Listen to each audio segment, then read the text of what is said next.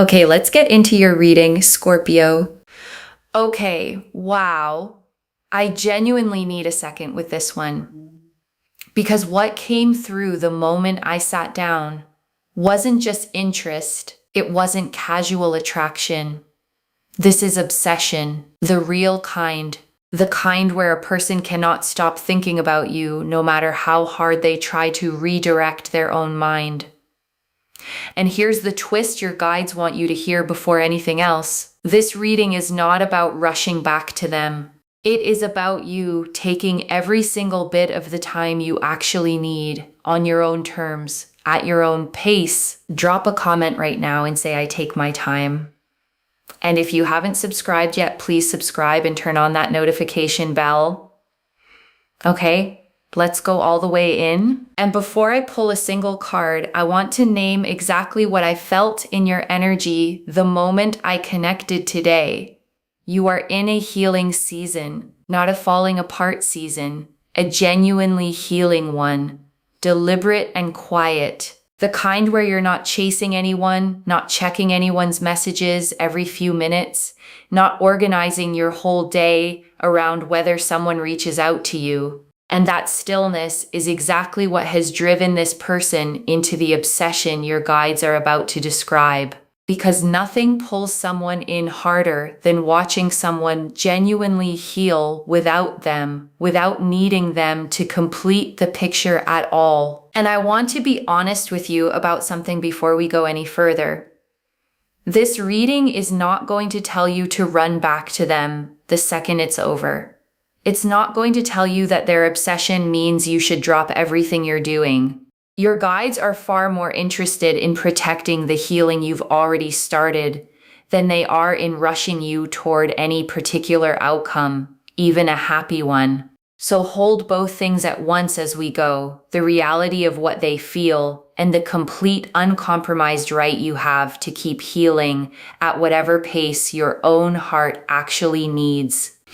Okay, first oracle card. This isn't a small crush, it's a genuine obsession that surprised even them. And your guides led with this because they want you to feel the actual scale of it. This person did not plan to feel this way. They did not sit down logically and decide to become consumed by thoughts of you. It happened to them. The way obsession always happens, slowly, then all at once, until they looked up one ordinary day and realized you were in every corner of their mind, whether they wanted you there or not, whether it was convenient or not, whether they had room for it in their life or not.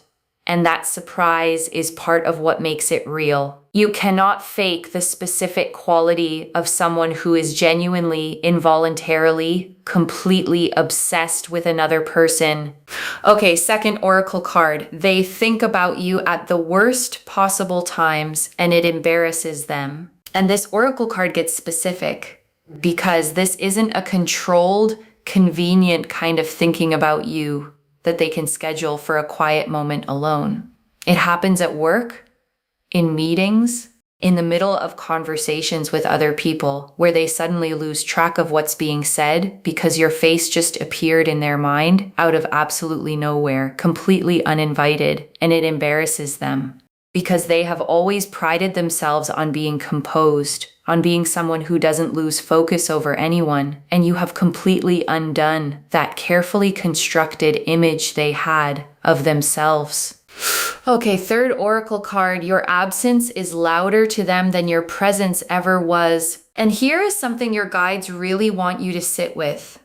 The space you've created, the distance, the quiet, the healing time you've deliberately taken for yourself is louder to this person than anything you ever said or did while you were close to them. Because presence is easy to take for granted. Absence is not. Absence has real weight. It sits in a room with you. It follows someone into their car, their bed. The quiet moments right before sleep when there's nothing left to distract them from feeling it fully. And your absence has been following this person absolutely everywhere, every single day, without a break, Okay, fourth oracle card. Your guides are naming something important. You do not owe them your healing timeline. And this is the oracle card I most need you to hear.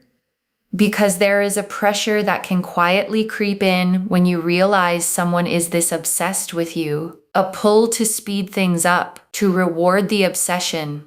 To think, well, if they feel this much, maybe I should hurry up and let them back in before I've actually finished healing myself first. And your guides are saying clearly, with absolutely no room for confusion, no. Their obsession is not a deadline for your healing. It is not a countdown clock you are obligated to beat for them. You get to heal at the pace your own nervous system actually requires, not the pace that would feel most flattering to someone else's longing for you. Okay, fifth oracle card. This obsession has already changed how they treat everyone else. And your guides are showing me something interesting here. This isn't just affecting how they feel about you specifically. It's affecting everything around them in their whole life. They've become distracted with other people, shorter with friends than they used to be, less interested in things that used to hold their attention easily and effortlessly. Because so much of their internal bandwidth is being spent on you that there's genuinely less of them left over for anyone or anything else in their entire life right now. Okay, sixth oracle card. They've tried to talk themselves out of this and it hasn't worked. And this oracle card is honest. And it's important you hear the honesty of it. This person has tried the normal things people try, distraction, telling themselves it will fade with enough time, keeping busy, maybe even dating other people, doing everything a reasonable, sensible person does to get over someone they feel they can't have right now. And none of it has actually worked. Because real obsession doesn't respond to logic or effort or sheer willpower. It responds only to time, to real truth being spoken, and eventually to actual action instead of more avoidance. Okay, seventh oracle card. There's a specific memory of you that they replay more than any other. And your guides are showing me something tender here. There is one particular memory, a small, ordinary moment. Maybe something that felt completely unremarkable to you at the actual time it happened, that this person replays more than any other memory they have. The way you laughed at something small and silly, a specific offhand thing you said once. The way you looked in one particular light, on one particular ordinary day. And that small, unremarkable moment has become, in their mind, one of the most significant memories they carry of anyone at all, anywhere in their life.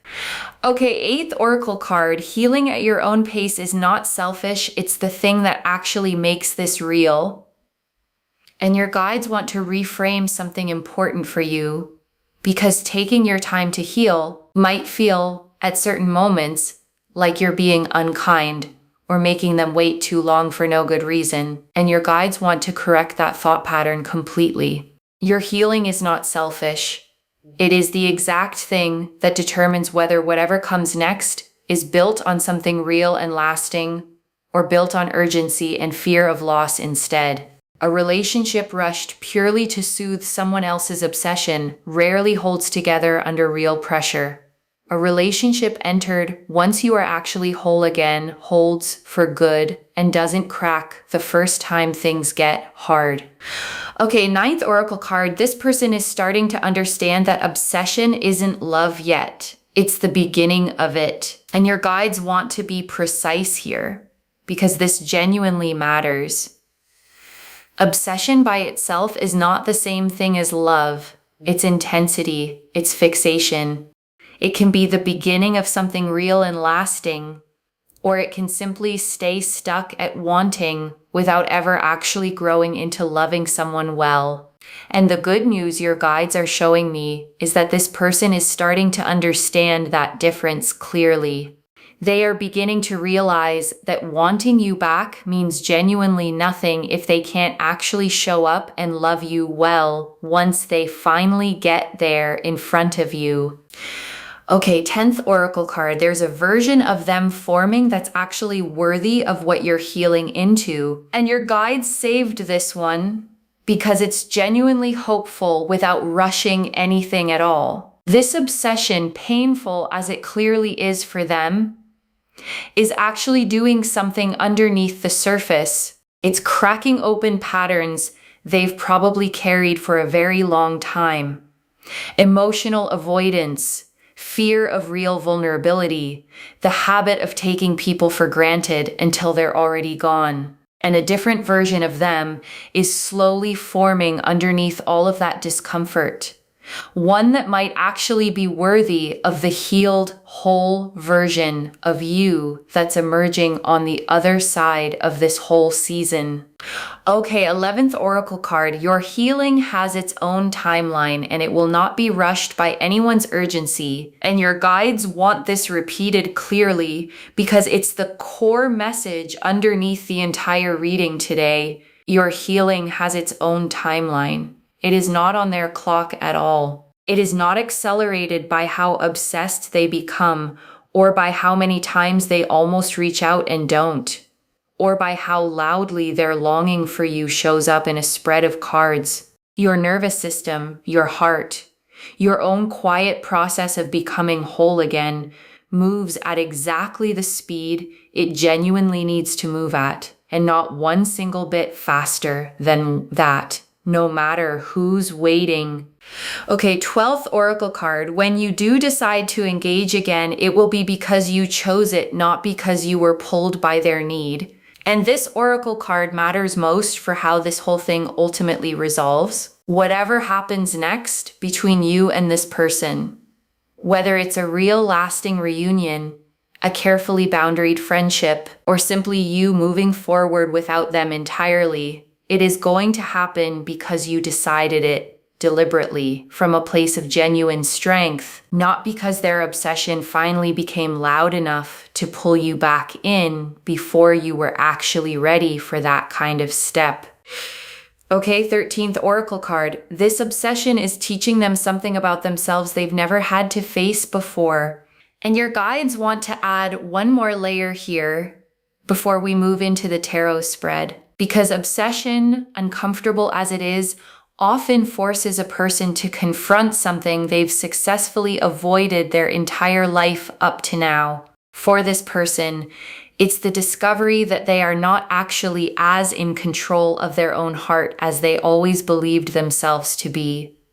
They have prided themselves on composure, on logic, on never being the one who feels too much or too deeply. And you have shattered that entirely, and they are still figuring out what to do with that discovery about who they actually are. Okay, 14th oracle card. The timeline for them reaching out is closer than it feels, but it is still on their side to initiate, not yours.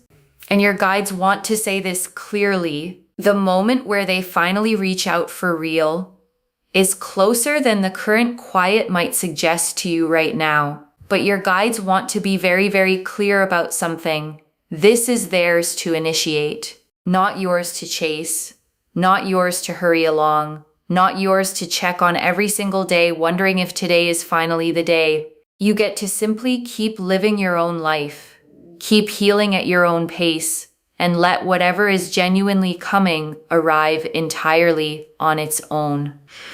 Okay, 15th oracle card. There's a real chance they surprise you with humility instead of the old defensiveness. And your guides want to offer you something hopeful here too, because the version of this person that emerges from the obsession might genuinely surprise you. The old defensiveness, the old need to be right, the old habit of protecting their ego above everything else. Your guides are showing me those patterns softening. Whatever they eventually bring to you may come with a humility you have never seen from them before, the kind that only comes from someone who has genuinely sat with their own mistakes. Okay, 16th oracle card. No matter how this resolves, you come out of this season more whole than you went in. And your guides saved this final oracle card for last because it's the truest thing they can tell you.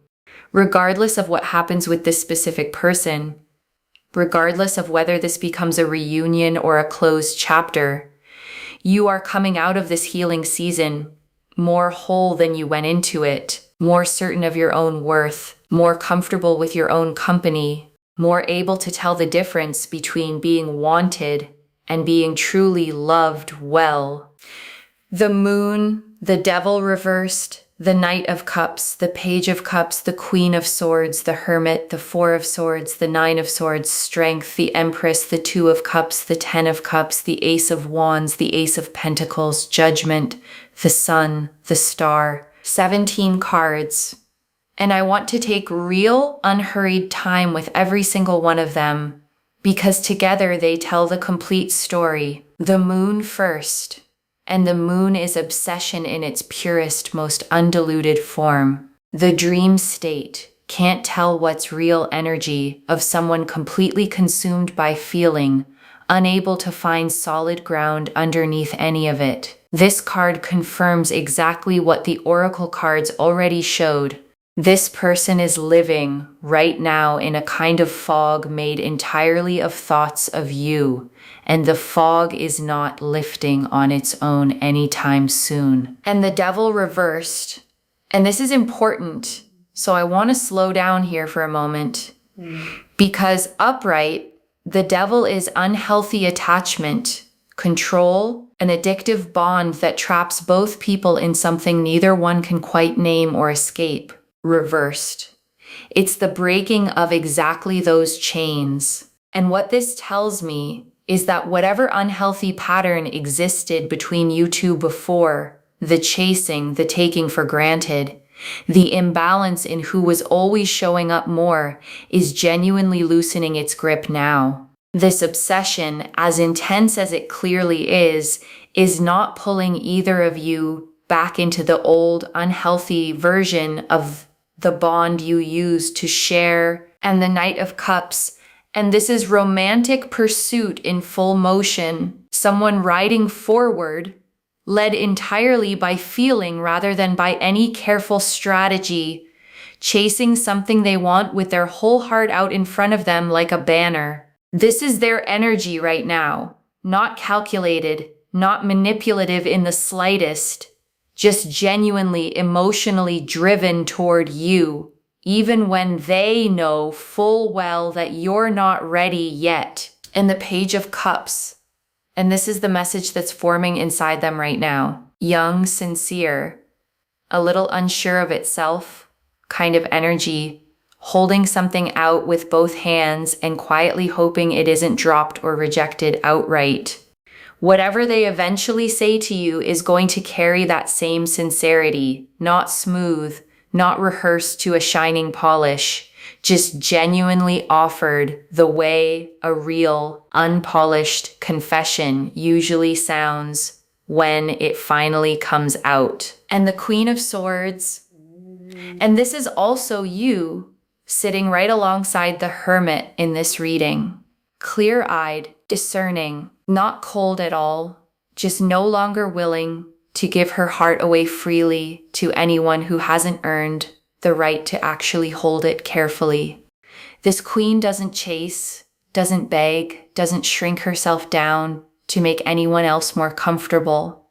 She simply sees clearly and waits patiently for someone to actually meet her at that exact level. And the Hermit, and this is you as well, your season of withdrawal, your choice to step back, go quiet, sit with your own lantern instead of chasing anyone else's light or waiting endlessly on anyone else's timeline. And the Hermit is one of the most powerful cards you could possibly be living inside of right now, because it's the card of real, genuine self-discovery and deep, necessary healing, not isolation for its own sake at all. And the Four of Swords, and this is rest, recovery, the deliberate, chosen stillness that actually repairs what constant motion never could have on its own. This card confirms that your healing season isn't wasted time, isn't you falling behind on anything important. It's the exact medicine you genuinely needed all along and are finally giving yourself. And the Nine of Swords, and this is their sleepless anxiety shown to me plainly. Lying awake at night, mind racing, unable to quiet the thoughts that circle back to you every single night without fail or mercy. This card confirms the obsession has a very real cost for them personally, and it's not a comfortable cost for them to carry alone. And strength, and this is your composure through all of this. Your ability to feel the pull of their intensity without letting it override your own timeline or your own genuine needs. The woman in this card doesn't fight the lion or run from it in fear. She holds it gently with total, unshakable authority that comes from within her. And that's exactly what you're doing with this entire situation right now, whether you fully realize it yet or not. And the Empress, and this is who you are becoming on the other side of your healing journey. Abundant, creative, full in yourself, radiating outward without needing anyone to fill you up first before you can shine. And this Empress energy is exactly what's pulling this person's obsession deeper and deeper by the day, because there is nothing more magnetic in this world than someone who has stopped waiting and started genuinely living again. And the Two of Cups. And this is mutual choosing if and when it eventually genuinely comes. Two people facing each other directly, both fully present and both fully in it, with no one holding back. This card shows the potential outcome, not forced, not rushed. Just two people genuinely choosing each other from equal, solid ground this time around. And the Ten of Cups. And this is the emotional fulfillment waiting quietly on the other side of all of this, whatever shape it ultimately ends up taking for you, complete, whole, nothing at all missing from the picture this time.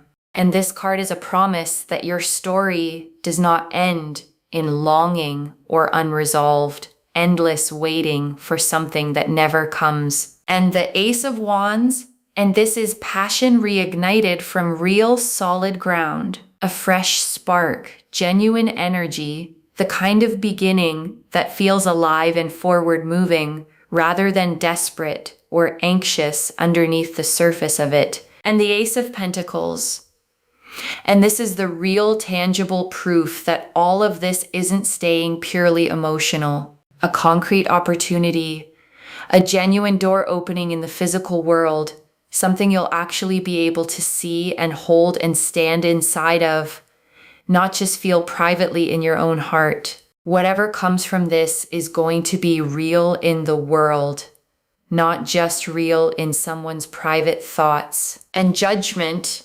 And this is the awakening, both of you in your own separate ways, rising into a clearer, more honest version of yourselves individually, whether or not those two separate paths ever fully meet back up together in the end. And the Sun, and this is joy, plain and simple, without complication or any hidden weight underneath it. Whatever comes next in your story, it is heading somewhere genuinely, uncomplicatedly warm. And the Star, and this closes the entire spread on hope, finally confirmed after everything. Every quiet hope you've had about your own healing, about what's genuinely possible for you going forward, was right to exist all along and worth holding on to through the hard parts. Okay. Tea leaf cards, 11 of them. First tea leaf card. What they do the moment they're alone. And your guides are showing me the private moments, the second they're alone, driving, in the shower, lying in bed with the lights already off. Their mind goes straight to you every single time, without fail. It's involuntary. It happens before they even consciously decide to let it happen at all. Like a reflex they can't control. Next tea leaf card. The moment they finally admit this out loud to someone, and there's a moment coming where they finally say it out loud to someone else, a friend, a sibling, someone they actually trust enough to be honest with, I can't stop thinking about them.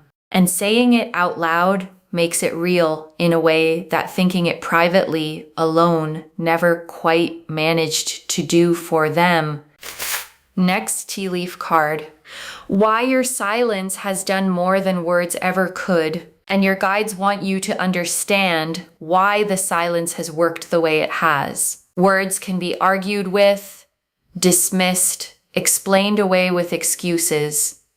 Silence can't be. Silence just sits there, undeniable and unmoving, forcing someone to finally face what they actually feel instead of what they can talk themselves into believing or out of feeling on any given day.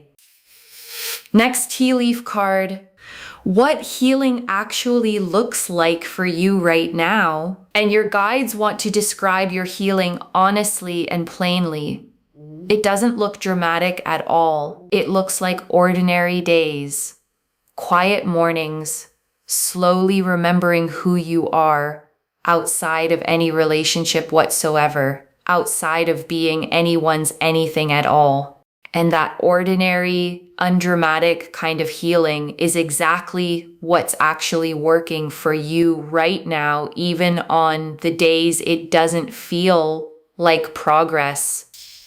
Next tea leaf card. What you don't owe anyone even now, and your guides want this said plainly, with absolutely no room for guilt to sneak back in. You don't owe anyone your timeline, not a fast response, not a quick decision, not gratitude for someone finally noticing what they honestly should have valued the entire time you were already right there beside them. Next tea leaf card. How their behavior around others is already shifting because of this, and people close to them have already started to notice something is different, a distraction that wasn't there before, a shorter temper than usual, a person who used to be fully present in conversation now drifting somewhere else entirely in their own head, mid-sentence sometimes, more often than they ever used to before any of this began with you. Next tea leaf card. What changes in them once real accountability sets in? And there's a real shift coming in how they see their own role in all of this. Less blame pointed outward at circumstances, more honest ownership pointed squarely at themselves. Finally realizing what they didn't do, what they took for granted, and sitting with that discomfort directly instead of deflecting it or running from it the way they might have before all of this. Next tea leaf card. A moment coming where they see something of yours and it hits differently than before, and your guides are showing me a specific small moment. They see something of yours, a photo, a post, something completely simple and unremarkable on the surface, and it hits them very differently than it ever has before. Not because anything about you changed dramatically overnight, but because they're finally seeing you clearly instead of through the old filter of taking you for granted the way they used to. And that small, quiet moment does something 1,000 conversations never quite managed to do for them. Next tea leaf card. What it will feel like in your own body when they finally reach out.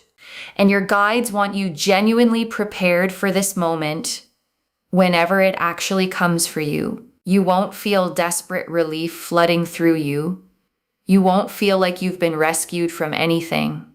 You'll feel calm, steady. The specific, grounded feeling of someone who healed enough on her own that this now feels like a genuine bonus in her life, not a rescue she was desperately waiting for all along. Next tea leaf card. The version of this story where you never look back. And your guides want to name this possibility clearly because it's just as valid and complete as any reunion story could be. There's a version of your story where you heal fully, build something entirely new for yourself, and simply never need to look back at any of this at all, not even once. And that version is just as complete, just as good, and just as whole as any other path the cards could show you today. And the last tea leaf card, you whole at your own pace, whichever way this goes. And your guides ended here because this is the image they want you to hold above absolutely everything else in this reading. You whole. Not rushed by anyone, not defined by someone else's obsession with you, simply healing on your own time, whichever direction this story ultimately ends up taking you toward next. Okay, final message from your guides. Just one. Take your time. Nothing about their obsession changes your timeline. Take your time. That's the whole instruction. One instruction. Just that. Because the moon confirmed the obsession is completely real. And the Hermit and the Queen of Swords confirmed your healing is valid and genuinely needed right now. And Strength confirmed you can hold all of this without being pulled off your own path by it. And the Empress confirmed the fullness you are growing into, with or without anyone else. And the Star confirmed every quiet hope you have about your own future was right to hold on to through all of it. So take your time, however long that turns out to actually be, without apology to anyone at all. Okay, to bring this home, they're obsessed, and you get to take all the time you need. And the cards showed us everything. Your guides told us this isn't a small crush, it's real obsession that genuinely surprised even them. That they think of you at the worst possible times and it embarrasses them deeply. That your absence is louder to them than your presence ever was. That you do not owe them your healing timeline no matter how much they long for you. That this obsession has already changed how they treat everyone else around them. That they've tried to talk themselves out of it and it simply hasn't worked. That there's one specific memory of you they replay more than any other. That healing at your own pace is what makes this real instead of rushed and fragile. That obsession isn't love yet, it's only the beginning of it. That a worthier version of them is slowly forming underneath the discomfort of all this. That your healing has its own timeline, completely immune to anyone's urgency. That whatever happens next will happen because you chose it, not because you were pulled toward it. That this obsession is teaching them something about their own heart they've never had to face before. That the timeline for them reaching out is closer than it feels, but it remains entirely theirs to initiate. That there's a real chance they surprise you with genuine humility instead of old defensiveness. And that no matter how any of this resolves, you come out of this season more whole than you went into it. The moon showed the obsession itself plainly and completely. The Devil reversed showed old unhealthy patterns finally, genuinely loosening their grip. The Knight of Cups showed their emotional, heart-led pursuit of you. The Page of Cups showed the sincere, nervous message forming inside them right now. The Queen of Swords and the Hermit and the Four of Swords together confirmed your valid, genuinely powerful healing season. The Nine of Swords showed the real sleepless cost this is taking on them personally. Strength showed your composure holding steady through all of it. The Empress showed the magnetic wholeness you're growing into with or without them in the picture. The Two of Cups and the Ten of Cups together showed the possibility of real mutual fulfillment down the road ahead. The Ace of Wands and the Ace of Pentacles showed passion reignited alongside something real and tangible in the physical world. Judgment showed both of you awakening, each in your own separate way. And the Sun and the Star closed the entire spread on warmth and every quiet hope finally completely confirmed. One instruction: take your time. Nothing about their obsession changes your timeline. Not even a little bit. Claim this, loves. Drop a comment and say, I take my time and I heal at my own pace. And my healing is not selfish, because every word of that is true. Save this, share it today, and come back and tell me how your own healing is going, wherever you are in it right now. If this resonated, please give this video a thumbs up, drop a comment and tell me what hit hardest. And if you're not subscribed yet, please subscribe and turn on that notification bell. And one last thing before you go, whatever happens next in this story, whether they show up exactly the way your guides described, or whether this chapter simply closes quietly on its own, you are not the same person who started this healing season. You have already built something in yourself that no one can undo, no one can rush, and no one can take from you. Carry that. Take care of yourself. Bye, loves.